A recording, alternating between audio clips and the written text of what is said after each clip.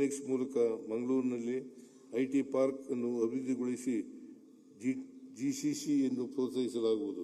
ಮೈಸೂರಿನಲ್ಲಿ ಮಾಹಿತಿ ತಂತ್ರಜ್ಞಾನ ಕ್ಷೇತ್ರಕ್ಕೆ ಪ್ರೋತ್ಸಾಹ ನೀಡಿದ್ದರಿಂದ 100 ಕಂಪನಿಗಳಲ್ಲಿ ಸುಮಾರು 30,000ಕ್ಕೂ ಹೆಚ್ಚು ಉದ್ಯೋಗಿಗಳು ಕಾರ್ಯನಿರ್ವಹಿಸುತ್ತಿದ್ದಾರೆ.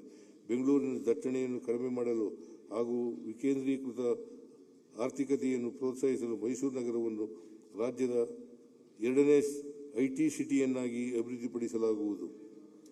ಡ್ರೋನ್ಗಳ ಪರೀಕ್ಷೆ ಮತ್ತು ಕಾರ್ಯಕ್ಷಮತೆ ಮೌಲ್ಯಮಾಪನಕ್ಕೆ ಬೆಂಬಲ ನೀಡುವ ಉದ್ದೇಶದಿಂದ ಚಿಕ್ಕಬಳ್ಳಾಪುರ ಜಿಲ್ಲೆಯಲ್ಲಿ ಡ್ರೋನ್ ಪರೀಕ್ಷಾ ಸೌಲಭ್ಯ ಕೇಂದ್ರ ಸ್ಥಾಪಿಸಲು ಉದ್ದೇಶಿಸಿದೆ. ಪರಿಣಾಮಕಾರಿ ಶಸ್ತ್ರಚಿಕಿತ್ಸೆಗೆ ಪೂರಕವಾಗಲು ಅಡ್ವಾನ್ಸ್ಡ್ ಸರ್ಜಿಕಲ್ ಅಸಿಸ್ಟಿವ್ ರೋಬೋಟ್ಗಳನ್ನು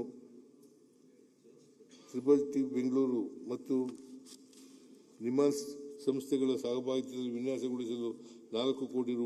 ಒದಗಿಸಲಾಗಿದೆ.